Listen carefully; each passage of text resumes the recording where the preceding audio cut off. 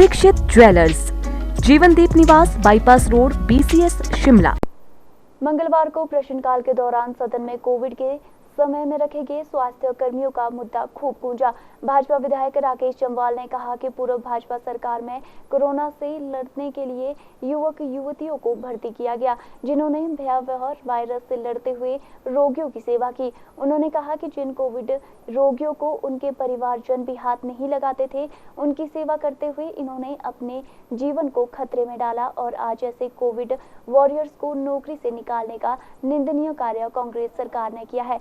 भाजपा विधायक राकेश जम्वाल ने सदन में इन कर्मियों को फिर से रोजगार देने की सरकार से मांग की।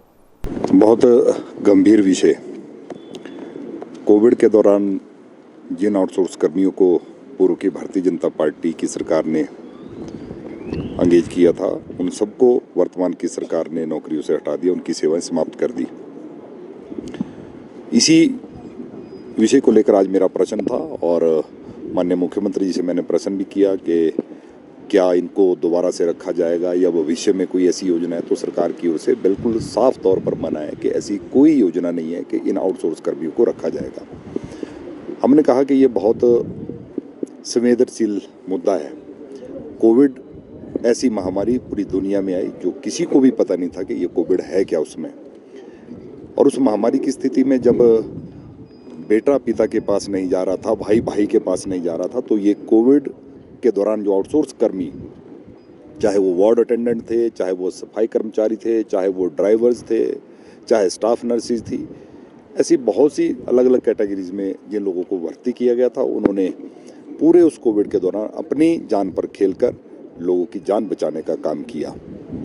लेकिन ये ऐसी संवेदनहीन सरकार है जहां उनकी सेवाएं समाप्त कर दी, वहीं पिछले 9 महीने से उनको सैलरी नहीं दी गई।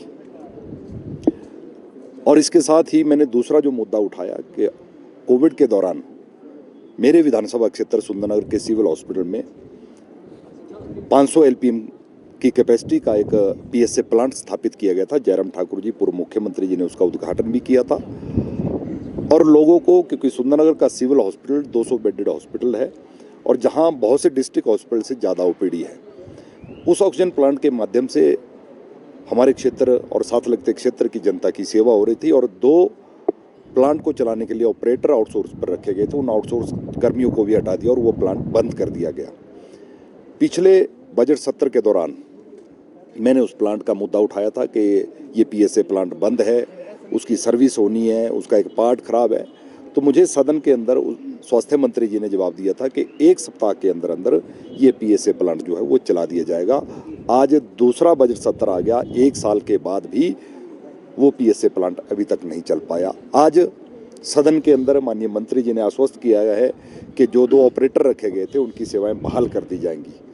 लेकिन अब ये कितना सत्य साबित होगा ये तो भविष्य ही बताएगा।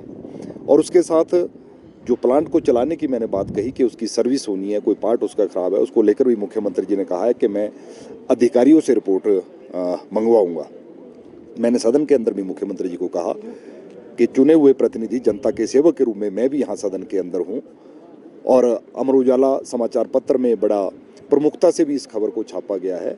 क्या आपको ना समाचार पत्र पर, मीडिया पर भी विश्वास नहीं है और ना चुने हुए प्रतिनिधि पर भी विश्वास नहीं है? आपने कहा कि मैं अधिकारियों से रिपोर्ट मंगवाऊंगा। तो मुझे लगता है कि इस सदन के अंदर सरकार की ओर से जो जवाब आता है वो झूठ बोलने का काम जो है सरकार सदन के बाहर तो करती है, लेकिन सदन के अंदर भी कर रही है। मैं सीधा सीधा आरोप सरकार पर लगा रहा हूं कि प्रदेश के मुख्यमंत्री जी भी और प्रदेश के मंत्री भी सदन के अंदर झूठ बोलकर सदन को गुमराह करने का प्रयास पिछले 14 महीने से कर रहे हैं। कि मुख्यमंत्री जी को शायद कोविड काल का ध्यान नहीं होगा कि जब ऐसी महामारी आ गई उसमें नियम कानून बनाना, एडवर्टाइज करना, ये सारा समय नहीं होता। उसमें तो ये था कि प्रदेश में जनता की जान बचाई जाए, लोगों को कोविड से बचाया जाए। युद्ध चल पड़ा, लड़ाई हो रही है और बॉर्डर पर सेना हो और हमारा देश का रक्षा मंत्री कहे कि अभी हमने टेंडर किया है, उसके बाद आपको जो है हथियार आएंगे।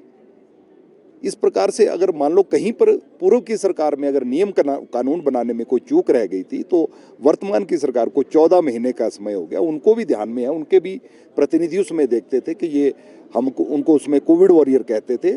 क्या ये मामला जो है ये छोटा मामला है। तो सरकार नियम कानून बनाकर आज हम देख रहे हैं कि बैकडोर भर्तियों के लिए अनेकों फार्मूले बनाए जा रहे हैं, अनेकों भर्तियाँ की जा रही है, जिसमें वन मित्र भी एक है, 10 नंबर जो है इंटरव्यू के रखे जा रहे हैं। उसके लिए नियम कानून बनाने के लिए ठीक, क्योंकि वो पूर्व की भाजपा सरकार की समय में आउटसोर्स भर्तियाँ हुई थी, लेकिन मैं बड़े दावे के साथ कह सकता हूं कि हमने उसमें भी भर्तियां करते हुए किसी की जाति, किसी का धर्म, किसी की पार्टी नहीं पूछी।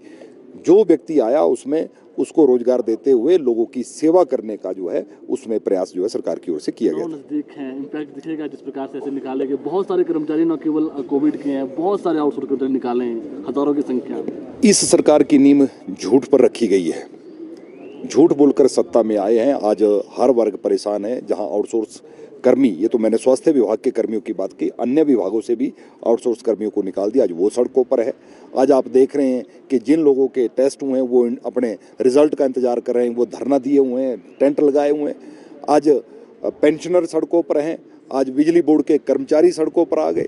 ये 14 महीने का कार्यकाल आज हर वर्ग को ठगा है। जहां इन्होंने नौजवानों को ठगा, वहीं इन्होंने किसानों को, बागवानों को, महिलाओं को, कर्मचारियों को, हर वर्ग को ठगने का प्रयास वर्तमान की सरकार ने किया है। और निश्चित तौर पर जो आपने कहा कि आने वाले चुनावों में प्रदेश की जनता पूरा हिसाब किताब करेगी। और जिस प्रकार से 2019 में 68 के 68 विधानसभा सीटों से लोकसभा के चुनावों में भाजपा को बढ़त मिलेगी, उसी प्रकार 2024 के चुनावों में भी मिलेगी। Bureau report, city channel, Shimla.